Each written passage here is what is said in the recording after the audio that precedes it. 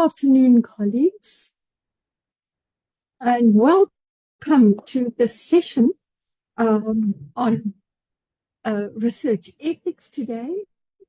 I know that you are going to find it extremely useful, and thank you, Professor Blanche Pretorius, for sharing your extensive experience in ethics review process with us today. Your topic is entitled Starting with the End in Mind, Reflections on the Ethic Review Process as an Administrator and Supervisor. And based on your experience, and everyone has had the opportunity to read your bio, you've had extensive high-level experience in the research ethics process. So I hand over to you now and look forward to your presentation. Thank you. Good afternoon, Prof. Lowe, and thank you so much to you and your team for the invitation, and welcome to all those who are joining us online for this session. I hope you're going to find it meaningful, and also that you would be really inspired to do things a little differently in future. So I'm going to try and share my screen, which I must confess I've never done in Zoom. I'm very, au fait with Teams. Are you seeing it? Yes, thank you. Oops. No. Did it disappear? Disappeared? Okay, let me try again. Okay. Let me just see what's going on. Still nothing? Now I can see, but not the presentation. I can see your screen. Okay. I think we're getting there.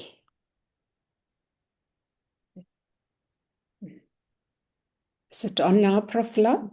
Yes, I can see it now. Thank you. Okay.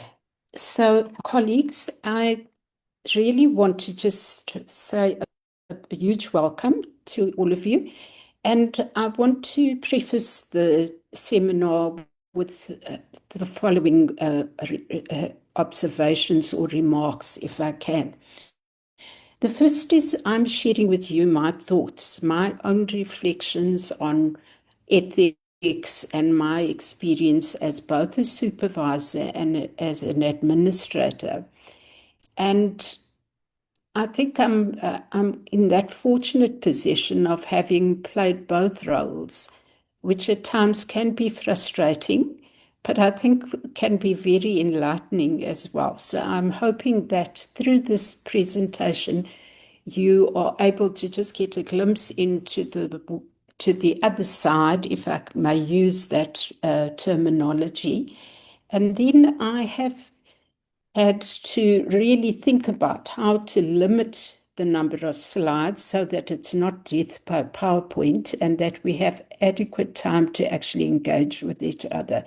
So please feel free to leave your questions in the chat or to hold them until the end of the session. I have set my alarm because when it comes to talking about ethics, I can talk for days. And I don't think that's going to be very useful. I think the engagement is normally the most useful part of any seminar. So if I can then proceed. So just an overview of how I have thought about today's session. So I'm going to look very briefly at the South African regulatory environment and weave that into the whole issue of the regulatory environment for social sciences, behavioral sciences, or whatever we might call other than biomedical sciences, and draw a distinction between law and ethics, and then briefly examine the South African Constitution as the point of departure. Then the second part of my presentation will look at ethics review as a layer of peer review and looking at that in the context of research integrity. And then looking at the ethics process itself. In other words, some guidelines for managing the research process. And that is where I've really coined the phrase of starting with the Indian mind, which is not mine, but we'll come to that in a while.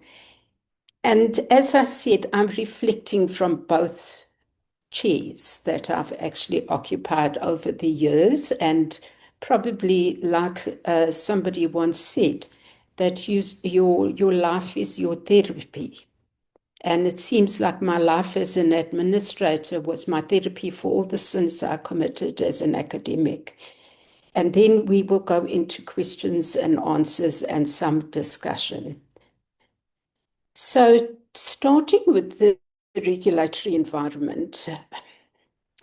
So so that we are all on the same page, I think we all know that that fundamentally law and ethics serve a similar purpose, and they are similar in that they set boundaries for guiding human behavior. Law, on the one hand, is a set of institutional rules, what we actually refer to quite loosely as either legislation or the law.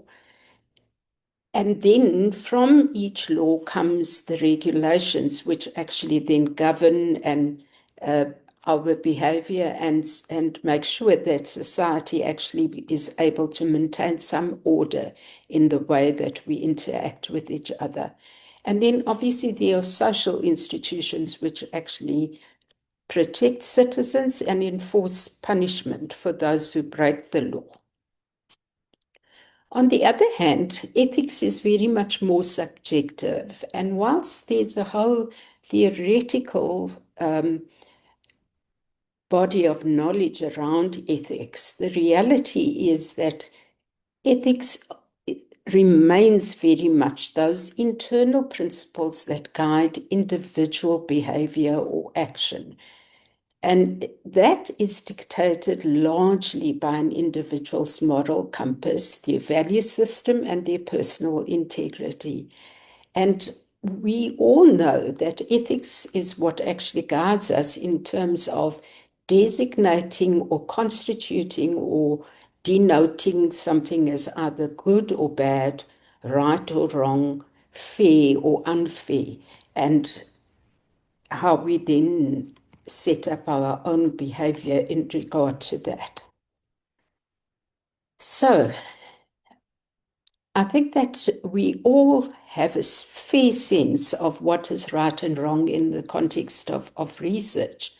But the reality is that there are those factors in our environment as researchers which actually sometimes guide our actions in a very particular way, whilst we actually know what is the right thing to do.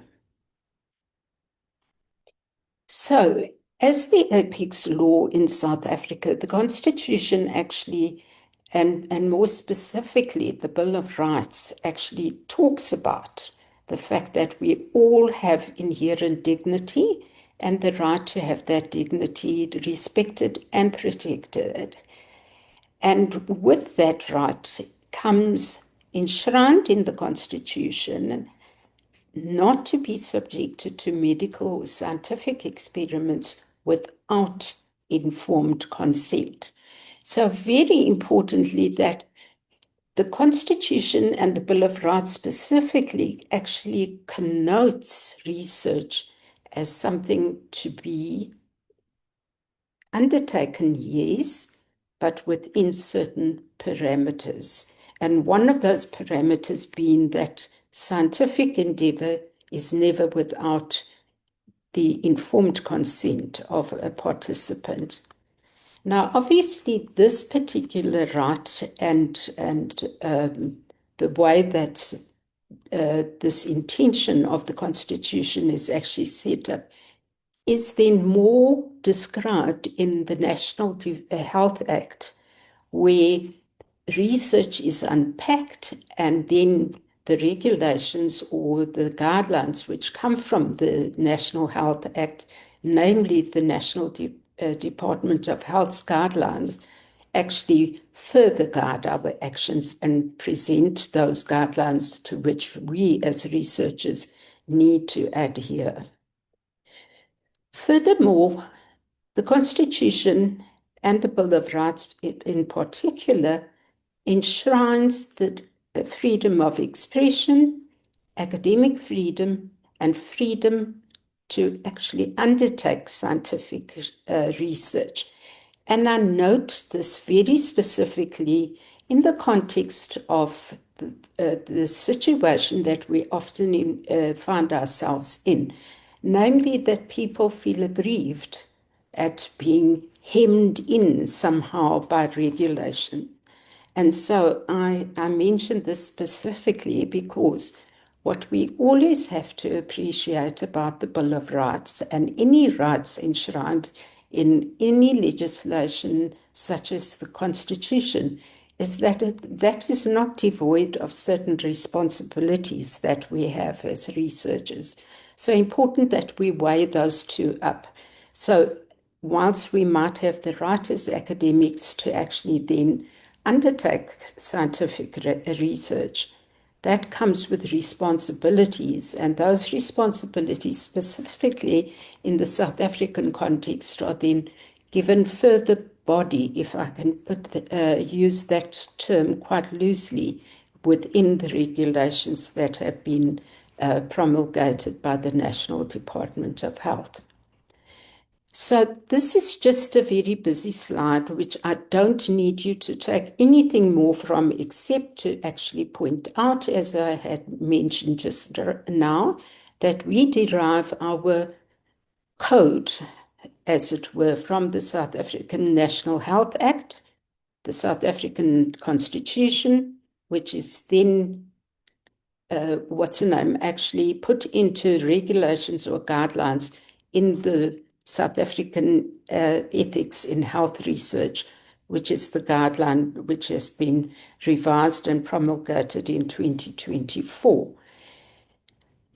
Other laws that obviously govern research more recently is the introduction, or not really the introduction, but the actual implementation of POPIA, which has been giving us some particular headaches in terms of sharing information or reusing information as such. And then there are a number of other guidelines that we also draw on, depending on the context of our study. Then, of course, what also guides behavior is various benchmarks and principles, like, for instance, in this particular example that I've made here, is in the context of biomedical research, is looking at, for instance, some of the frameworks which have been put forward by people like Emmanuel et al., and then the Belmont report, which is one that we in the social sciences and humanities draw on most as researchers. Now, one of the contestations in terms of ethics in South Africa and abroad, it's a general trend, that more and more there are regulations in place which actually govern the review of research, and the fact that we may not start a research project without ethics approval. But my own interpretation or perspective, rather, is that because health research in South Africa has been used as the terminology, many of us at times feel excluded from that particular definition. And therefore, in its 2024 revision of the guidelines, the National Department actually very specifically spoke about the fact that health research in terms of the National Health Act has a broad meaning and not a very narrow meaning. In other words, really looking at the WHO definition of health, and that is looking at social, behavioral, health in its more narrow definition in terms of physical health and well-being.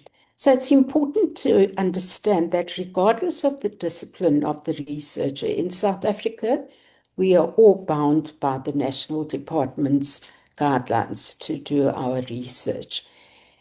And the Department of Health acknowledges that especially those who are in the humanities and social sciences and the business and economic sciences, I want to add, often then feel a bit marginalized because health research seems to actually favor biomedical research or medical research and therefore use a much more medical model for ethics approval. So important to just understand that whilst that is maybe sometimes the experience that people have, depending on the way that institutions actually align their own processes and implementation of the guidelines, it is often that one can get quite I want to say questionable feedbacks at times from reviewers. And I'll come back to that in a short while. So when I say questionable, I don't want to in any way disparage the reviewers who actually give of their time voluntarily to sit on research ethics committees. And I think we often forget that they do that on top of other work that they have. So just then to look into the whole thing of behavioral research or social research, yes, the question might arise, how many times have there actually been any situations where non-biomedical research has actually ended up in some sort of scandal and so on? And it might be true that our research is not necessarily life and death kind of research, as is the case in clinical trials.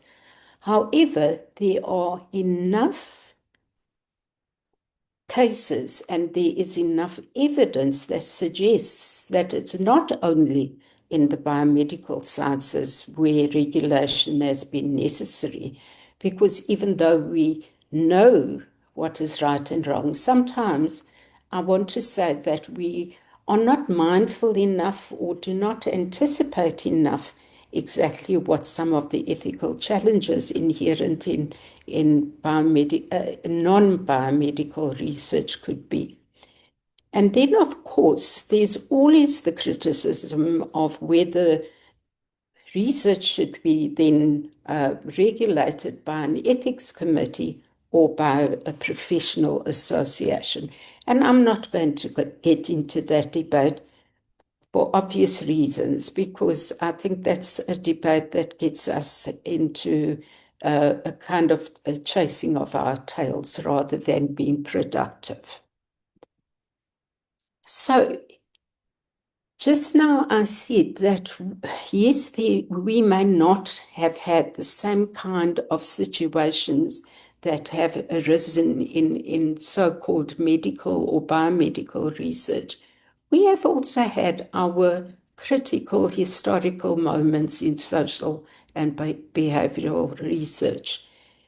3 studies in the US that are often cited when discussing ethics and the regulation of such research are your tea room trade study. I'm not sure how many of you are aware of that particular study. The Stanford prison experiment in 1971, and then the so-called obedience and authority study, 1961 to 1962. Now, I'm really not going to go into any detail with those particular studies. Suffice to say that whilst we very quickly actually absent ourselves as researchers from the biomedical environment, the reality is that we have had very similar scandals to those of Tuskegee and so forth.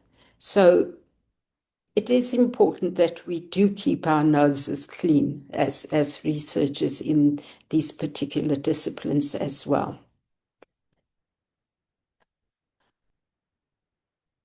So I want to just examine a couple of examples much closer to home. Now, you will probably be aware of this particular piece that appeared in the media in April of 2019, the so-called Stellenbosch University study on colored women's low cognitive study. And this shows us just how important peer review is in research and how very quickly, when people don't apply their minds to either the study that they are actually conducting or the outcomes of the study and how they are reported, how that can become unethical. So what I want to actually place in context in this particular situation is this particular study actually had ethics approval at Stellenbosch University. The reality is an ethics committee approves a proposal, a protocol, whatever we want to call that initial proposal stage of the research. But the particular researchers actually then reported on a particular set of findings and brought into that whole set of findings a particular angle on a study. And we all do this. However, this particular piece of dissemination actually moved away totally from the original the proposal and the way that it was approved by the ethics committee. But guess what? As is normally the case when there is an incident of this nature, there's always some critique about the review process. And the reality that I have found as an administrator is that ethics review is not foolproof. And I want to say that again. Ethics review is not foolproof. Ethics review is only as good as the people who sit on the committee. Now, if I can just back up a little bit, because we are talking about this in the context of the regulations. If you look at the National Department of Health regulations, they set up even the composition of a committee. So, for instance, even on a medical science committee or health sciences committee, there will be social scientists who also sit on that committee. Why? Because there's a recognition that it needs multiple perspectives, as well as the perspectives of community, and therefore the composition that is actually required by the National Department is for such community representation as well. And guess what? That doesn't even guarantee that we don't miss the mark at times. One thing I'm on record as saying very, very often in the work that I did for the last probably 15 years of my academic career in the area of ethics is that as a committee member, one is required to actually apply your mind to situations, but to also look at those blind spots that we might have as a committee. Because remember, what happens on committees is we begin to talk and think very much the same, and we agree with each other, because often it's harder to disagree with somebody and to bring in a perspective which might be contentious. So it is a very fraught environment. There are no recipes in ethics. And therefore, when students say, can we see other students' proposals? I want to encourage that we really don't go that route, because then we are actually growing a generation of researchers who think that ethics responds to a template.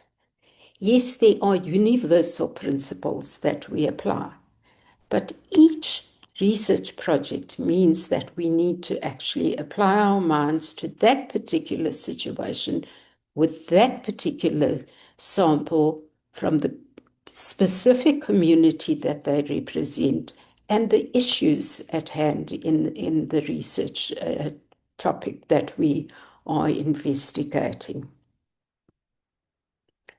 Okay, so not long after Stellenbosch University was in trouble, UCT was in trouble. And you will recall the furore that actually arose from this particular article, why Black South African students are less likely to consider studying in the biological sciences, which was written by Professor Natras. And you will recall that every person that could possibly have an opinion was actually polled, and in the end, it became quite a nasty exchange of views. Not long before that, UCT was also in a similar situation where and I chose this one specifically for the fact that I'm talking to colleagues in the area of business and economic sciences. And this was a particular article published in the Journal of Interdisciplinary Economics, which led to an academic actually resigning over what was called racist research. So I want to then move on to the second area of my presentation, which is around the actual ethics review, and share just a few thoughts in that area with you. So as time has gone on, we've seen increased research in Africa, whether that's in the biomedical sciences or in the social and behavioral sciences. And this has not come without its own challenges, one of them being what we loosely refer to as ethics dumping. So we overseas colleagues who would not necessarily receive ethics approval for particular types of studies actually then believe that, ethics committees in developing countries might be easier, in inverted commas, to convince, and therefore actually increased risk of studies actually being dumped in developing countries or lower and middle income countries. I think one of the great contestations in the area of ethics review has been this obligatory kind of review that is placed on researchers. And even though generally in the social and behavioral sciences, ethics is actually acknowledged as being of much lower risk in general, the reality is that in these situations, we are more likely to also then be looking at times at stigmatized populations, probably stigmatized conditions or living conditions, and that in itself raises ethical dilemmas. And I think it's important that we need to see ethics as being situated, not devoid of context. And if anything that I would like to leave with you as a take-home message today is not just engaging with ethics for the sake of it, but really being mindful and responsible as researchers that we take into account not just those kind of mechanics of a topic. In other words, can the particular sample of participants give informed consent? Yes, tick. Without thinking about other complications or ethical dilemmas that might arise from that particular study. And also thinking very deeply about indiscriminate use of social constructs such as race and ethnicity. We very easily, and some of us were actually schooled in that way, that when we do a demographic profile, quite automatically we look at age, religion, education, ethnicity, and such variables. But when we actually ask ourselves very much deeper questions about why are we including those kind of variables or constructs, we begin to ask ourselves some quite challenging and uncomfortable questions. And so the tendency is to downplay them rather than to actually engage with what does this actually mean for this particular context, and what would be the ethical or moral thing to do in this situation. So one of the areas that has been highlighted by the National Department of Health in the revisions in 2024 to the guidelines was the fact that ethics, especially in the social sciences and behavioral sciences, is really taught at local institutions. And with the result that training has now been made obligatory in the new guidelines. And I'm not going to go into the whys and wherefores of that, because I think that's an area that each institution and each faculty and department in turn will actually need to interrogate what that means for them. Suffice to say that there are many researchers who feel that we are constrained by overregulation, and that it's been driven by a very much more biomedical agenda, as I've said before. What the result of that has been is very much an us and them adversarial or antagonistic relationship. The REC committee on the one side, and on the other side, the researcher.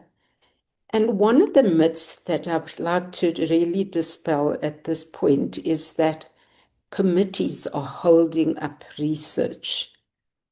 A study done about 8 years ago by the UKZN under the supervision of Professor Doug Wassenaar found that actually 85% of ethics approval bottlenecks were actually caused by researchers who don't respond to any communication that has been given to them. And if that is true in UKZN, I would hazard that it's true of many of us as well.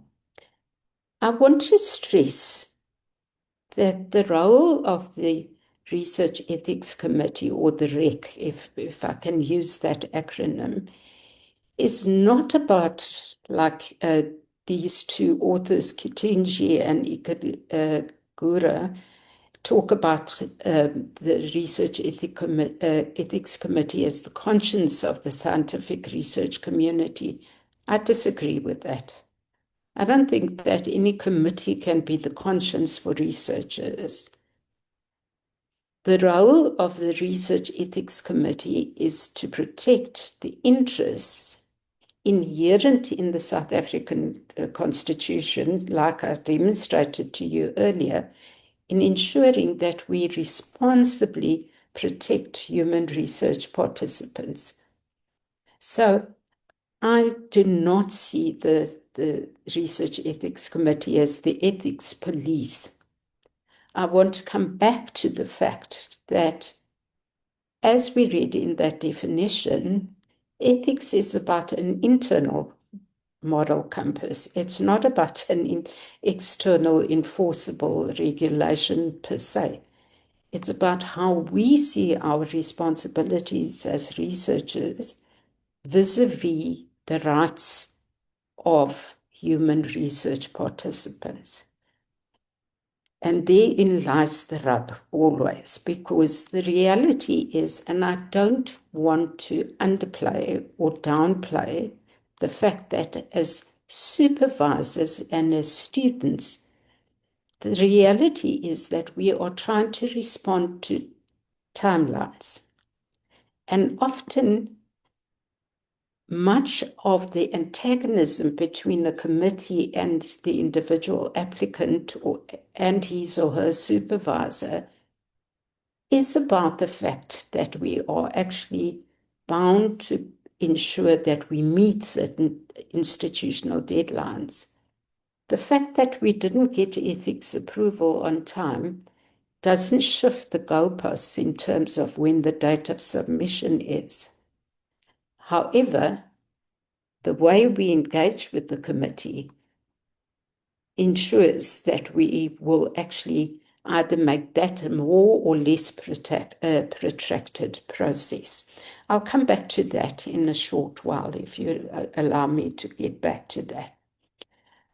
So some of the critique around ethics review has been that it's a form of tyranny, where a committee holds others to ransom, and yet, even though that is the perspective, the very same researchers or commentators do not object to the requirement that their methodology is systematic, defensible, rigorous, and reproducible. So we quite happily have our students and ourselves, our research, go through a faculty process or departmental process, whatever the situation is in your own institution. However, when there are definite laws in place and regulations which actually give voice to those pieces of legislation, we seem to see that as tyrannical. So, yes, I understand that one of the critiques is also that often the committee gives comments which are different from what was given by the department. But one thing I do want to actually say today is that the committee is made up of people who are human and do get it wrong sometimes because they judge on what is presented to them. So sometimes you think you might have been clear, whereas I, who read it at 12 o'clock at night in preparation for a meeting in 2 days' time, may not hear you clearly, and therefore sometimes miss the mark in the feedback. And I'm going to come back to the issue of feedback again just now. So, very important that we understand that just as poor methodology compromises validity and reliability and the utility of findings, poor ethics can undermine the social value of research. And I want to point you to a particular article that was written by Prof Wassenaar and Kathy Slack in 2016. They are psychologists, and they wrote this article very much with psychologists in mind. However, I would really recommend that you look at this article as a very pragmatic article, dispelling some of the myths around committees and also helping one to understand some of the back office issues as well. And it's actually entitled How to Learn to Love Your Research Ethics Committee. And many of you must be having a good laugh behind your screen thinking, I'm not sure about that. Somebody's off their rocker. They need the psychologist. But I would really urge you to have a look at this article. So one of the things that commentators argue is that better ethics education of researchers would improve research quality and minimize ethics turnaround times. And I, as an administrator, have seen this more often than not. The more researchers have taken the time and trouble to actually engage with their topic and the research process and the unfolding of that research process in relation to participants, and really thought through the particular dilemmas that could arise, the more a committee is likely to actually give approval. Now, having said that, I think in academia, the one thing that we are not exonerated from is the fact that most of our work, in fact, I want to say 99% of our work, is subjected to peer review. And if we can somehow change our perspective on peer review in the context of ethics applications, that might actually stand us in good stead as well. And this is what I, as a supervisor, keep saying to my students is the committee members are really on your side. They are going to give you their perspective on what they are reading. So to give you an example, more recently, I've only been involved in the supervision of PhD students. And of course, at the moment, I have a student whose proposal has gone through the entire system from department to faculty level and then to the ethics committee. And thank goodness for some really diligent reviewer who gave us such excellent feedback. So the methodology suggests certain labeling of groups in a sample in participatory methodology. And we spoke about the informant group. And to contextualize the study is around looking at reintegration of ex-offenders. Now, talk about a place where our blind spots were at play. The reviewer actually then raised the issue of how an informant group would be perceived in the recruiting of a sample. And just as well, because as you can well imagine, in that context, informants are probably pariah, really. So we would have really struggled with that particular candidate in bringing on board any participants voluntarily. So what I'm trying to demonstrate is reviewers are actually our friend. And at the end of the day, like we often would say on a committee, when I was still chairing committee at that stage and not just an administrator with a very different voice on a committee, that we should be actually seen and be partnering in the assessment process. What kind of comments are likely to come from an external examiner, which we can actually alert the candidate and his or her supervisor at this early stage in the research process?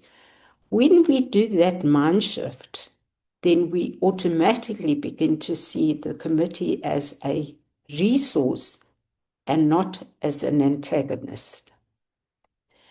So one thing I want to say is that if we then see the committee as a research stakeholder to be effectively engaged, we then turn a corner in the way that we actually approach ethics and in our attitude to the ethics committee, and then specifically to the person who is normally the one who liaises with the particular applicant.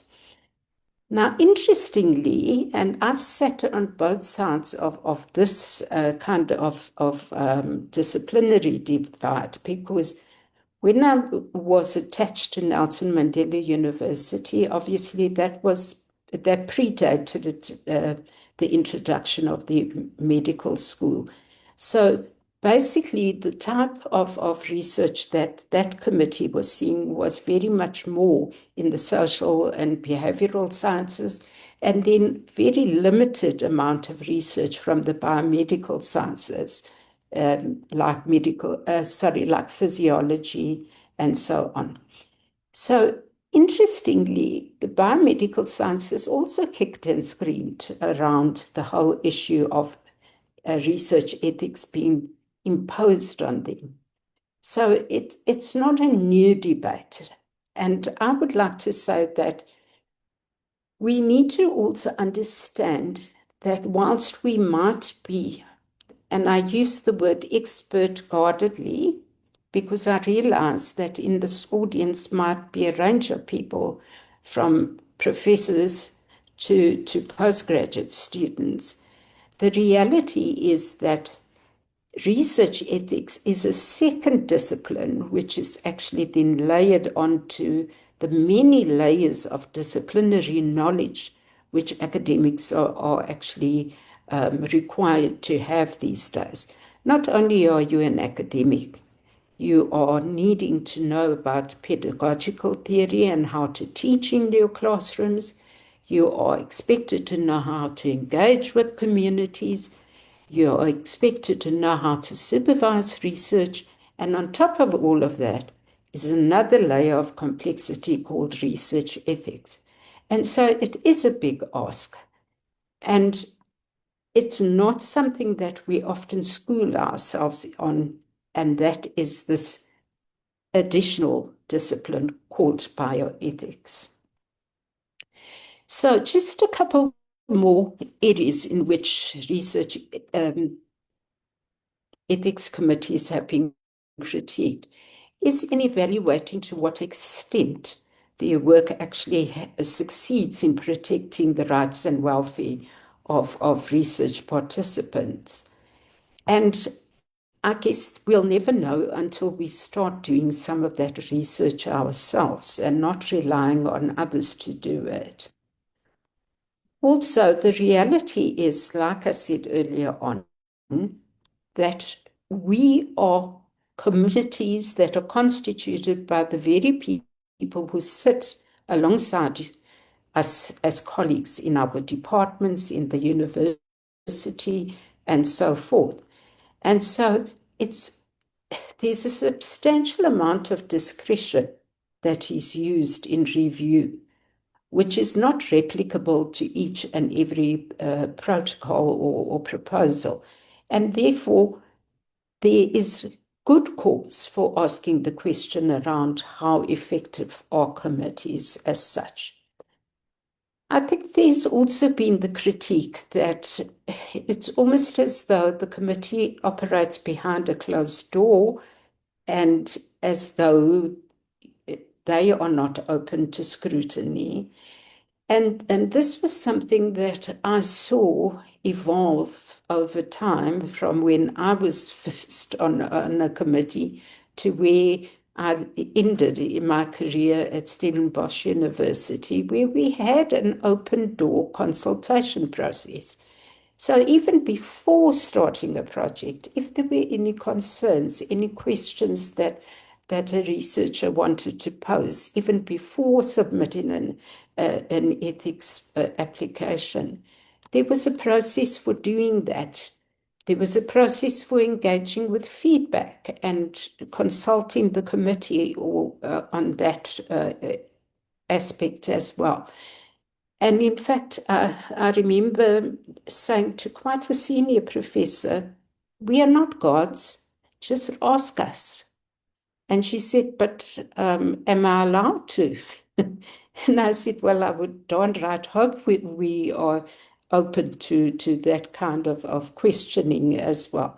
Because again, as much as we need to be respectful of those who serve on committees, the reality is because feedback is subjective, we can question it in a respectful and collegial way.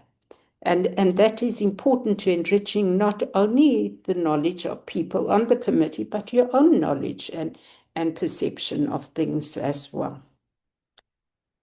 So, are we the committee for the prevention of research or the promotion of research? And I suppose hearing this critique and some of what you might have experienced, the jury's out on that particular one. I want to come back to the title that I gave to this particular presentation, starting with the end in mind. And for those of you who are not as old as some of us are, in the 1990s, the book by Stephen Covey or Covey, depending on how you pronounce it, was very, very popular. And he has a particular quotation around starting with the end in mind. And this is talking about a kind of personal habit of effective people. But I want to use this with poetic license in the area of ethics and ethics engagement, because I feel sometimes that we are conditioned to actually seeing the committee in one way, and we can only change that if we actually change our perceptions of the committee, the process, and the regulations which govern that process. So, one of the things that I've tried to actually start quite consciously and mindfully implementing with students is using the submission form. And you will see that I've put the word form in inverted commas because each of our institutions actually deals with this particular process quite differently, whether it's online, whether you're still using paper format, or whatever the case might be. I've found it very useful to actually use it as the point of departure with students for your own research as well. So that we are actually unpacking some of the areas that might cause us pitfalls as along the way, rather than first writing the proposal and then kind of copying and pasting across. Because I think a lot gets lost in translation when we do it the opposite way. Engage actively with this form to ensure a quality submission, which, as I said, would cut down on protracted revisions. Important that we also read the kind of policies that inform the form. Don't just consume. Think about, why am I being asked this? Especially more recently with the questions that are imposed on us all as researchers around the use of participant information, as has been the fallout from POPIA.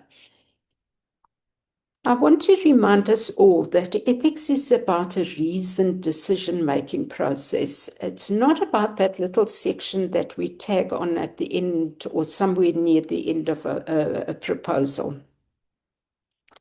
It is really about engaging and anticipating with what might be harms, and here I'm talking about harms beyond the physical, to things like psychological harms, emotional harms, and also social harms as well, as we could see in that fallout over the Stellenbosch article. What are the potential conflicts of interest? Now, often when we as supervisors or students fall in that section on conflicts of interest, we say no conflict of interest. And yet, our research is in the context of my position as a manager of a unit, and I'm wanting to engage with the workers in that area around work-life balance or whatever the case might be. And then we say it's not a conflict of interest. Rather, own it. Don't try and hide pitfalls and harms.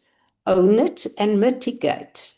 Because for every dilemma that there The issue is to seek a solution, not to prevent the research from happening. Earlier, I spoke about the fact that we need to remember we are dealing with colleagues that are actually giving of their time voluntarily on committees, like the Ethics Committee, and therefore the REC liaison person is a representative of the committee's view. It's not a personal vendetta. And one of the myths I want to debunk is around the fact that particular people are then able to sabotage the committee's processes. There's none of that kind of Trump-like dynasty happening behind the scenes. It's an honest engagement around how the committee views the study and its potential risks and harm. And therefore, it's important that we engage collegially in that relationship as well. And then just a reminder that ethics does not end with the proposal. Sometimes in certain studies, we might actually encounter situations that we have not been able to anticipate. And therefore, we need to engage the committee further on that during the implementation process, looking at protocol deviations, looking at amendments to the protocol and such like processes. So I just want to talk about ethics review in the context of the umbrella of research integrity. And the particular authors that I have derived this particular diagram from talk about the trinity of good research as consisting of good governance, ethics, and then integrity as the third aspect. And I'll come back to some of this as we go along.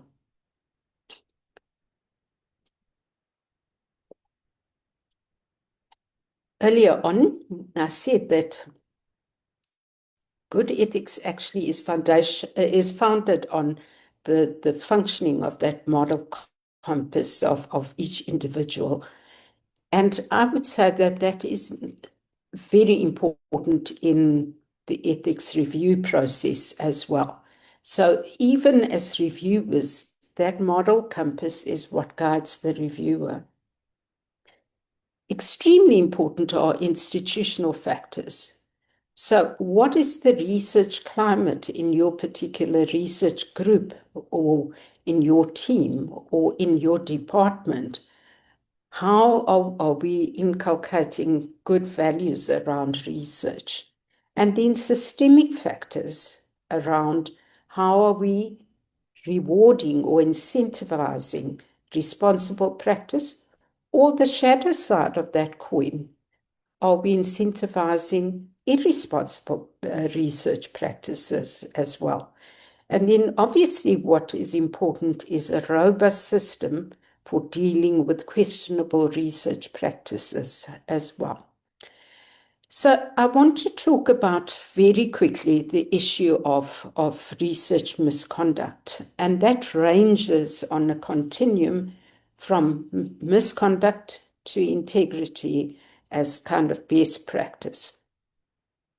What do we mean by questionable research practices? That is condoning sloppy work, lack of expertise, and I want to highlight specifically the area of lack of expertise. When one submits an ethics application, the question often is, what prior experience have you had in this area? And this is a very fraught area for an ethics committee from time to time, depending on the nature of the research question and the sensitivity thereof. Does one actually allow honest student to do certain types of research or not? And I would ask you as supervisors to be mindful of that. Does my student have the expertise to actually do the study ethically? And then, if not, what can I do to actually assist? Because remember, when the person doing the study is actually engaging with human participants, they don't have an idea of what good practice is. And so it's important that as supervisors, we are looking at that aspect as well. So it could be a questionable practice, could be ignorance of policy, ignorance of regulations. Then we move down into the area of unacceptable research practices, and that is the failure to correctly observe the application of such policies and regulations. And then descending into the lowest common denominator, and that is deliberate efforts to plagiarize, fabricate, or falsify research data. Now, one of the things that I said earlier on is that obviously we accept that we are not only researching in a national environment, we are also researching within a broader scientific community on the global stage. And I want to just share with you very briefly a couple of statements that have arisen from the research integrity conferences that have been held. And for those of you who are really interested in the area of research integrity, if you would Google WCRI, the World Congress on Research Integrity, you would see they've been coming for quite a while. And from each of their congresses, they actually make different statements depending on what the issues of the day are at that particular point in time. So some years ago, the Singapore statement came up with 14 researcher responsibilities. And I've just put them into the slides so that, I don't have the time, unfortunately, to go through all of them. But these are issues which appear in the area of ethics and then often cause dissension between parties in a study. For instance, authorship. As I demonstrated with the Stellenbosch University example, how authorship can result in certain unethical practices.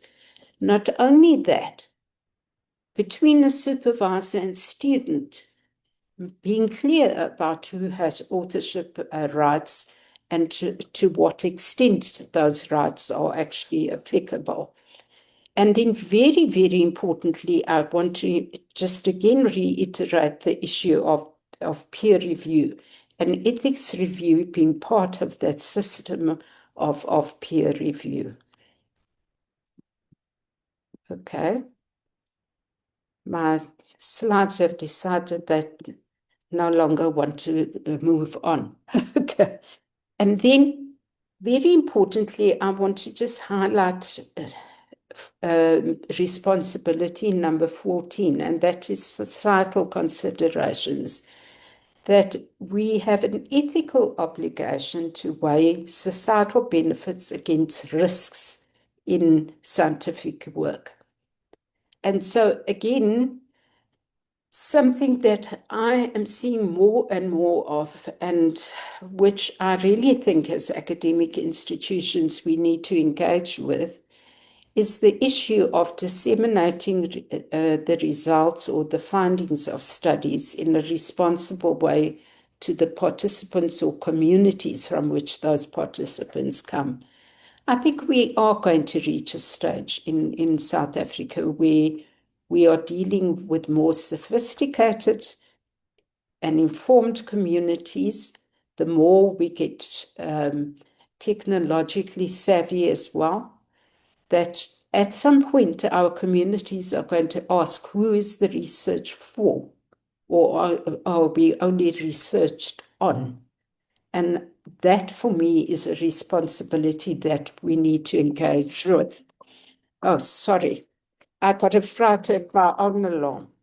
I promised you I have my alarm on.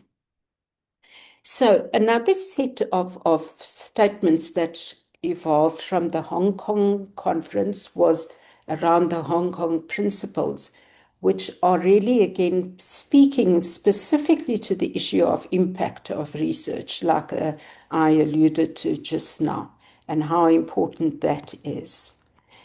So as I begin to wrap up, I just want to say a couple of things where I feel quite, this particular seminar is aimed at enhancing the quality of postgraduate supervision and education. So as early as 1999, James and Baldwin wrote a book called The 11 Practices of Effective Postgraduate Supervisors. And one of the first roles that they actually highlight is that of the supervisor's role in ensuring that students are brought into the practice and ethics of research in that particular discipline. And I really want to place this high on the agenda for this seminar today. Secondly, there's a responsibility to familiarize students with policy-related matters, including research ethics policies. What was interesting to me, and which is the bane of one's life as an administrator, is evidence where supervisors do not thoroughly check their students' submissions before they come to the committee, and where some of those were really small errors could actually have been obviated. Now, again, I say that with all due respect and empathy for the role of the supervisor, because, like I said to you at the beginning, I've had the fortune or the misfortune, whichever way you want to see it, of playing multiple roles on this particular stage. In this regard, I also want to highlight the issue of the timing of submissions. Extremely important that we as supervisors are early in the process already conscientizing students to when those submission dates are. So if you want to graduate in December, you cannot be submitting in August for ethics approval, bringing those sort of things to the fore. Also advising as to the right time to apply for ethics clearance. And then when ethics committees actually make recommendations, these should be welcomed rather than disparaged. And I didn't write this. I've taken this from James and Baldwin. And I know these are areas that I've struggled with as a supervisor, because sometimes I want to tear my hair out when I look at the clock ticking down, as many of you as supervisors will probably be kind of thumping on your desk at this point in time. And yet it is within our control as well. So just to highlight, you all know that recently there was a national review of the South African doctoral qualification across all institutions offering doctoral degrees in South Africa. And they've specifically in the CHE report highlight the fact around a concern in ethical awareness and professional conduct for all fields of study. And then specifically talking about the need for robust policy, and also where some of these are generally inadequate in some institutions and even non-existent in others. So again, I'm not talking just from an anecdotal place. I'm talking about what has been found even in a review. I want to say that everything is a matter of perspective. Are you seeing the young woman, or are you seeing the old woman in this picture, or the very, very stylish woman?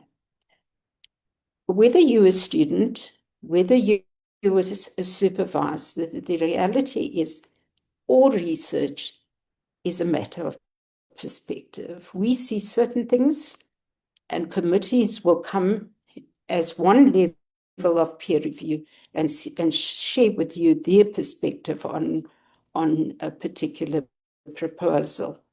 And so it's your choice, as far as I'm concerned, as to how you engage with that kind of feedback. Are we, as supervisors, going to allow our students to be like these little ducklings that fall through the cracks in the pavement or in the grate? Or are we going to see ethics as that vital jigsaw puzzle piece in research integrity? Just a reminder then also of our responsibility as in terms of effective supervision practice is looking at fostering ethics awareness and ethical behavior in the conduct of research, and ensuring that our students as early as honors are made aware of this, but also help to actually find their own internal moral compass in this regard. And above all, the end in mind that we have is successful research and successful student throughput. Thank you for your attention, and we will now go on to questions. Thanks so much. Thank you very, very much, Professor Pretorius. We're very, very insightful, but I'd like to open it up for a few minutes for questions and discussion. I think that's important.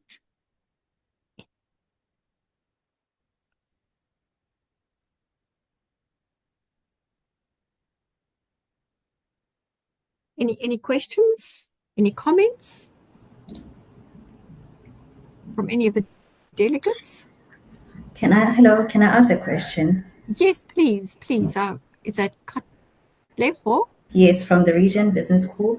What would you advise? What is the better process of scrutinizing the ethics committee? Because you've mentioned that sometimes it's viewed as more like a committee at the corner, right? But what is the better way of having to scrutinize ourselves and see if whether we are in the alignment? Is it a manner of having to maybe speak to the students that have been receiving or that have been submitting some ethical applications to us to hear from their side what is their experience with the ethics committee, or what is the other approaches would you suggest? Yeah, it's a very important question that you ask, and I have found a couple of strategies that really work.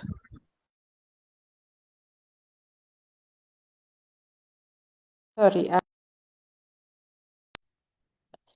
Katlego, sorry, I saw my mic got muted again.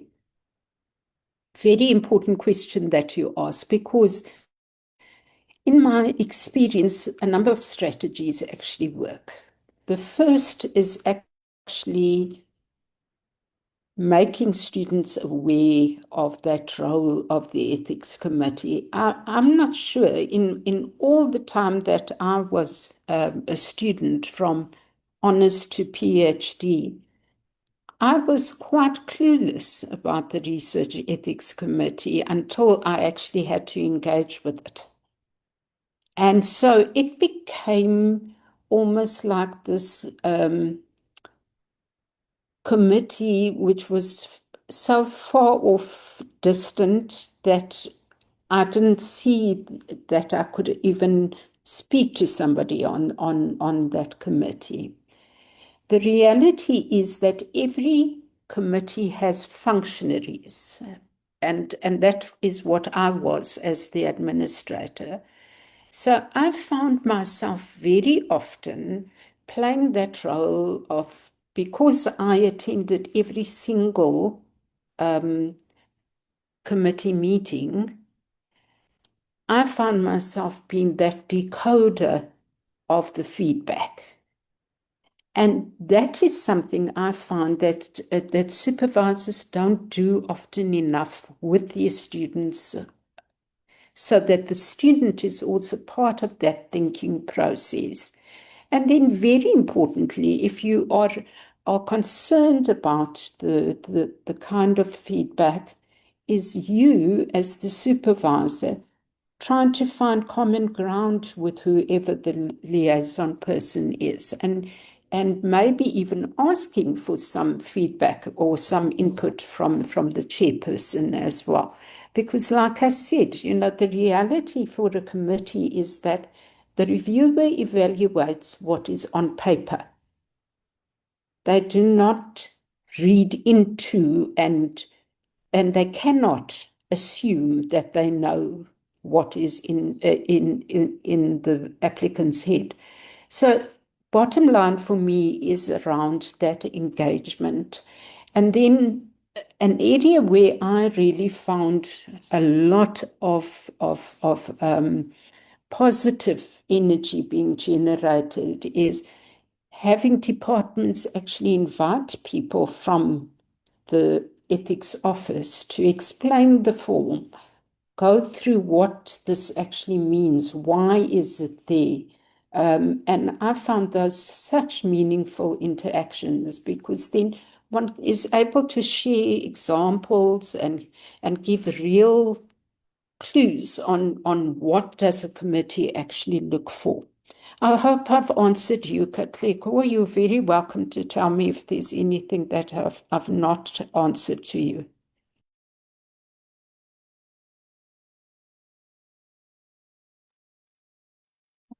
Thank you very much, Professor Pretorius. I just want to read one of the comments.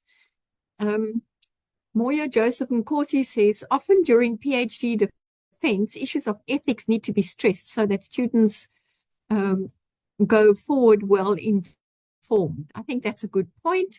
So that emphasizes your point about beginning with the end in mind. Are there any other comments? Nobokosi, please go ahead. Your hand is raised.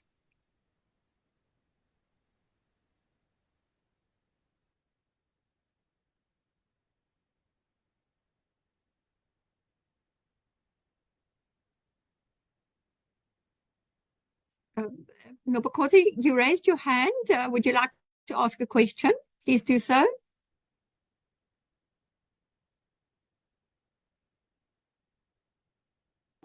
Hello. Thank you. Please yes. Go ahead. No, I'm joining with Nobokosi. I'm Cornelius, but I just wanted to thank Prof for the insight that she shared, because often with the committees we have, one would assume that it's more of an interrogation. Yes, it could be an interrogation, but I think it could be more collaborative, because the role of the ethics committee, according to what I understand, is to kind of find dilemmas and help the researchers find frameworks in which to manage those dilemmas. Because yes, uncomfortable research does happen. We ask uncomfortable questions if we're doing research with human people and all of that. But often those things need to be asked. And if we do have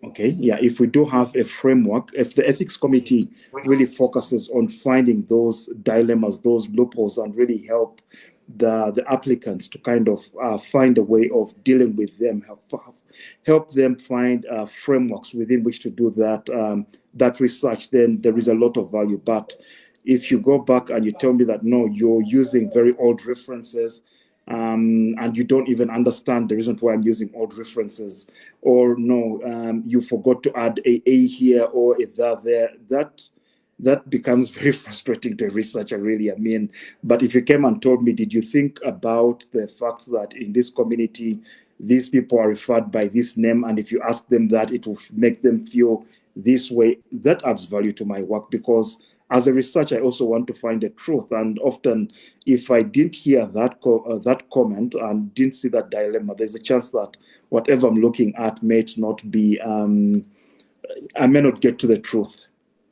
So it's more of a comment on recognizing what you shared in that regard. Thanks. Thanks for that question, Nobukosi. I smiled as you were asking it because there are so many layers to the way I would like to respond to you.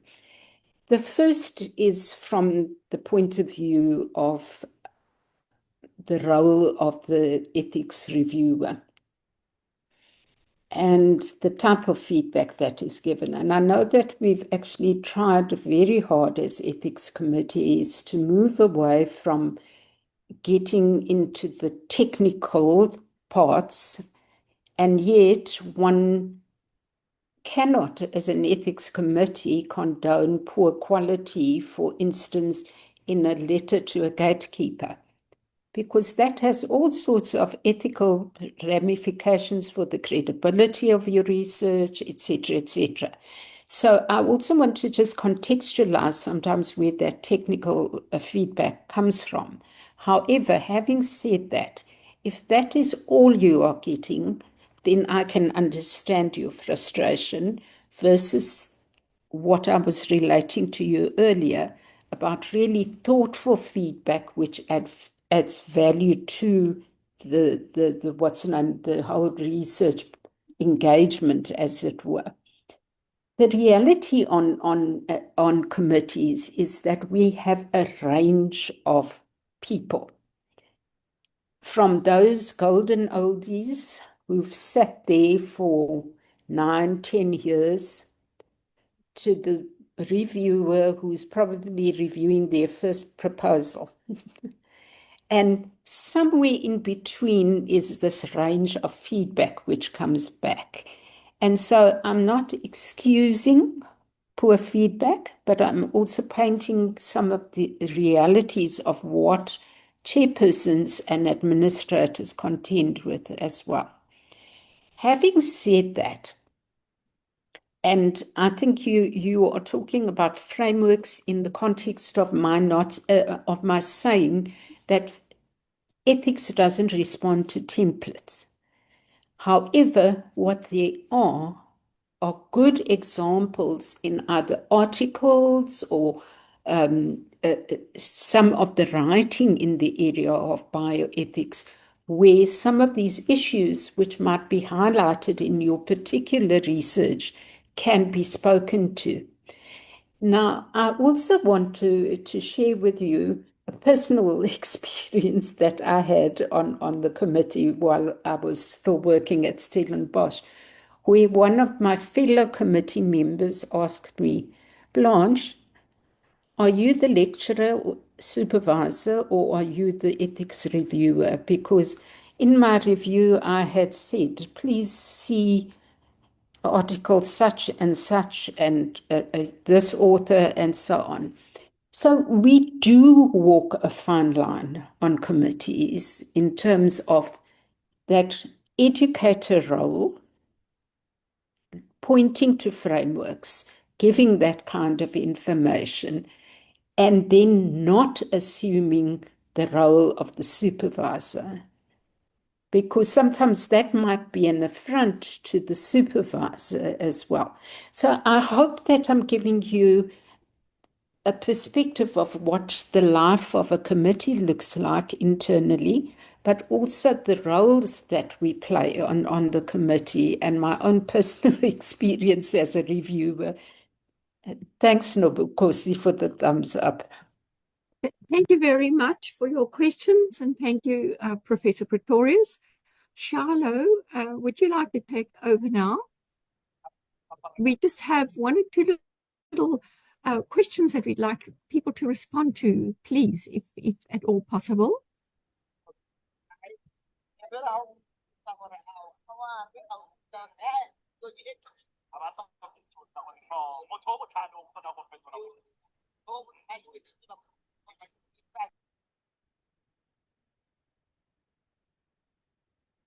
Okay, attendees, we'd like you to please, if possible, just give us some idea about what was the most useful thing you learned in today's session.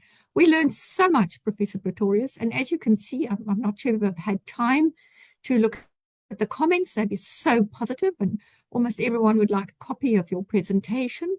It was most informative and extremely different to the normal discussions. But let's hear from the delegates. What was the most useful thing that you learned today? We had so much input.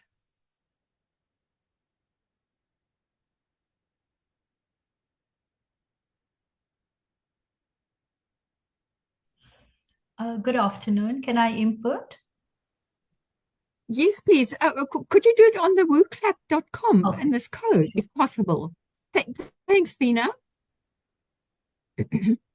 Hi everyone, I've pasted the link to the WooClap in the chat. So you can just click there or you go to wooclap.com and you enter the code and then you can type in so we can just see everyone's responses. Otherwise, people are very welcome to put their responses directly in the chat. Or even if you want to share them with voice, I'm sure that's also great.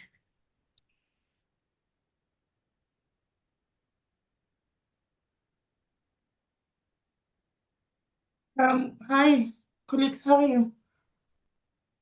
I will still put my comment in the chat, but I just wanted to appreciate the presentation, especially the angle that it's coming in.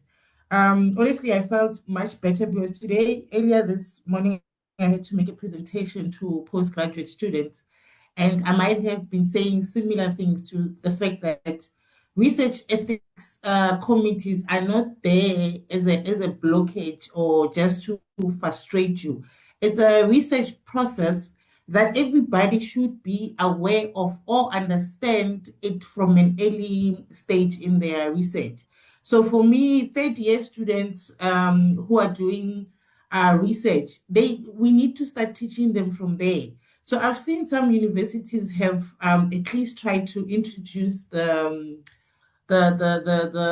module on research ethics for those who are in the health sciences. So I think it's something that if we can have that across board and having these research ethics committees, let me say, advertised or more visible from the beginning so that the students, as they are enrolling, they get to understand that it's not an extra thing. It's actually literally part of your research. So you went from the start of your proposal writing, you have to have ethics in your head. And when you are done writing the proposal and now you're going to the field, you now apply all those things that you put in your proposal to say, I'm going to do. So thank you so much, Prof. This was a very insightful presentation. I'm just hoping that I will get your contact details so that we are able to invite you in our platforms so that you can give a similar presentation.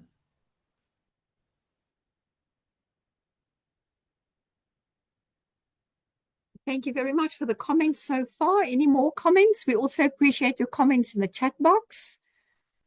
Professor Pretorius, I trust you can also see the positiveness. Thank you. It's about time. It's about being aware of fabrications and be mindful and cognizant of stigmatizing a population. That's important. As a reviewer, I don't have to be hard on myself anymore. Yes, we need to be diligent and accept the role that we have, and also better understand the role of the ethics committee. Thank you.